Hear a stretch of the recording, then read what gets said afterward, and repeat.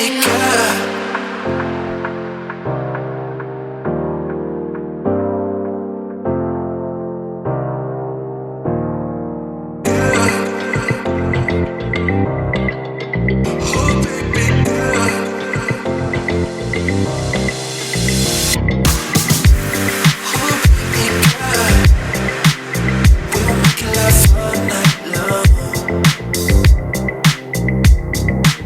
Welcome to a new episode of Wild of the World, and you might think that I ended up in Germany because of all the buildings around me. But I'm actually still in Africa and we're cruising the west coast of Namibia. Let's go! And this is how that epic journey through Africa began. From Zanzibar we traveled through Tanzania for the first safaris. And we couldn't get enough of it. With a stopover in Rwanda, we flew to the Table Mountain, Cape Town, and we started a road trip on the Cape Namibia route.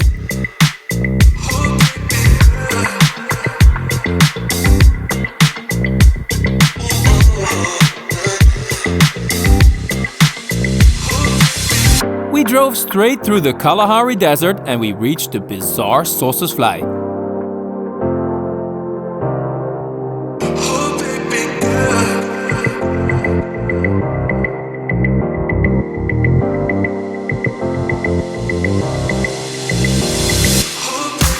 Oh my god guys, these roads!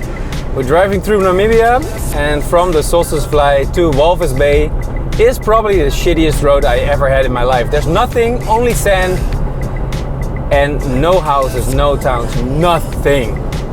So it's just hoping you don't get stuck.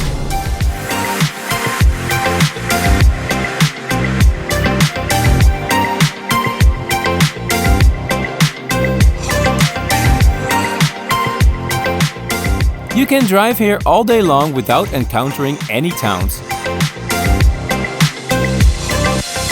The only life along the way are the gemsboks, which happen to pop up everywhere. But this changes when we reach the coast. So let me just give you guys a little update. We just got to Walvis Bay here in Namibia and we got a little problem because the car is having trouble. In Keetmanshoop we had already changed the clutch because it got broken on the way, and now we found out that the car still has not as much power as we'd hoped.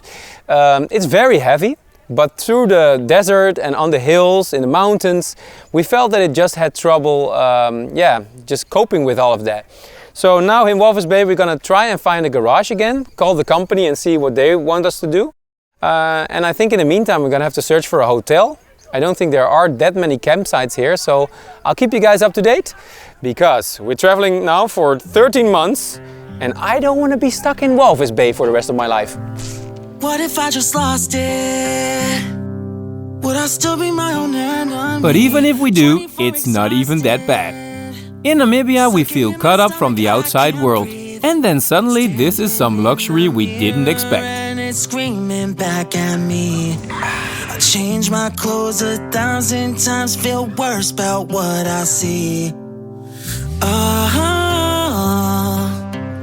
So with the car being broken and all, I still think we'll be able to enjoy ourselves here in Walvis Bay because look at this pool and look at the room right over here at Irish Boutique Hotel, guys. It's awesome. I'll take my time.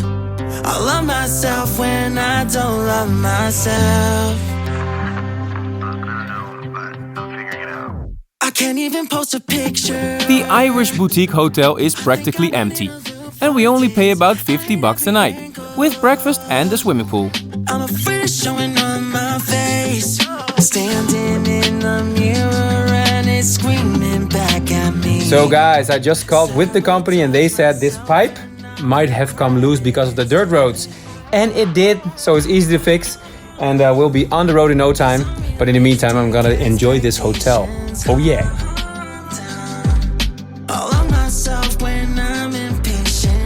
Seriously guys, the only thing I needed was this here screwdriver because the pipe is now already fixed. Ta-da! Let's go back on the road.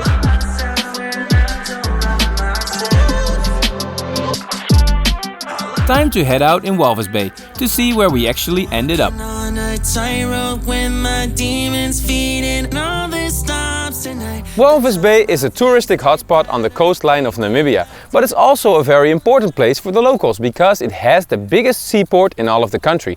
It's the second biggest city after the capital Windhoek.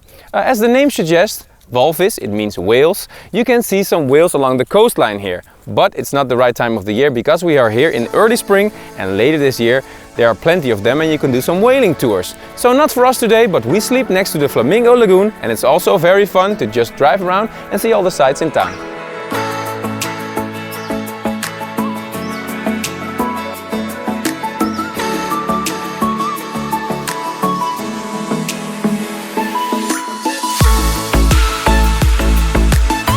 If you ask me, they might as well have called the place Flamingo Bay.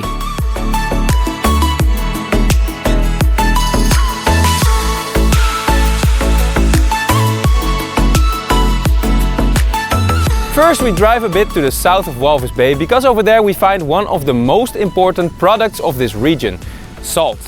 Behind me are the salt mines and they're at an extraordinary place between the lagoons where all the flamingos are at, the sea over there, and over there is the beginning of the desert with the big dunes. Kind of the end of the world, guys.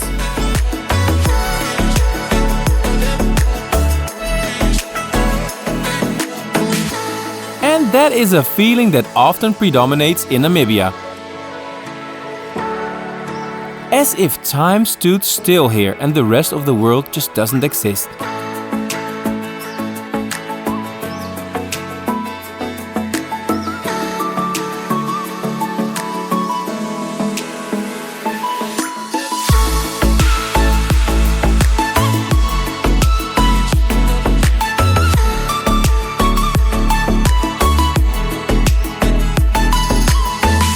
And if we drive just a little bit further down south, we see a beautiful phenomenon called Pink Lake. Look at this color, guys.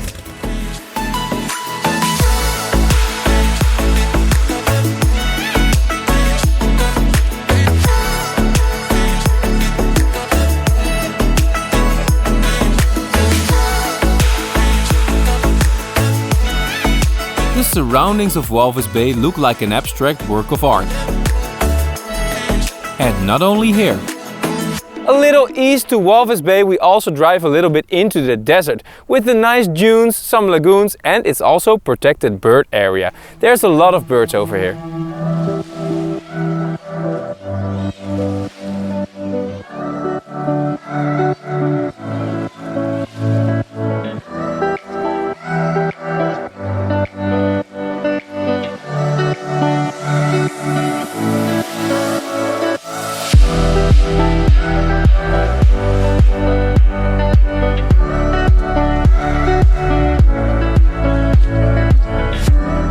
Ninety-two % of Namibia consists of desert and savanna.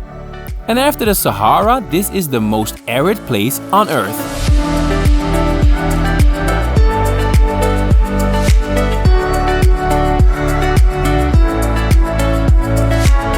With that being said, here on the coast, the contrast with the sea is truly breathtaking.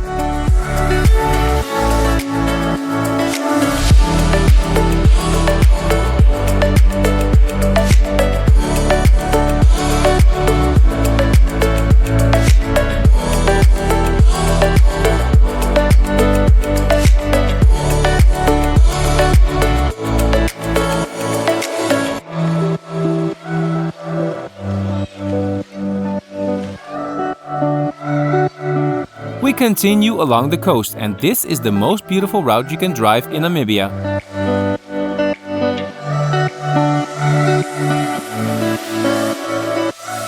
From Walvis Bay we drove about half an hour to the north through the most beautiful desert with views on the deep blue ocean. And this is an even more cozy town than Walvis Bay because this is Swakopmund with a lot of German colonial history. I will show you the town, and Swakopmund actually in German means the mouth of the river Swakop.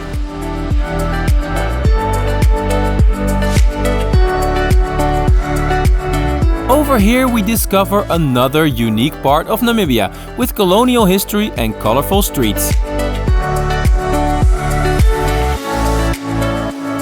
But I'll show you that next time, when we continue road tripping past thousands of seals.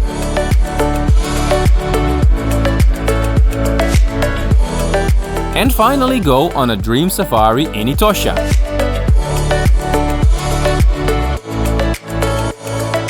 Hit that subscribe button and I'll see you next time. Ciao!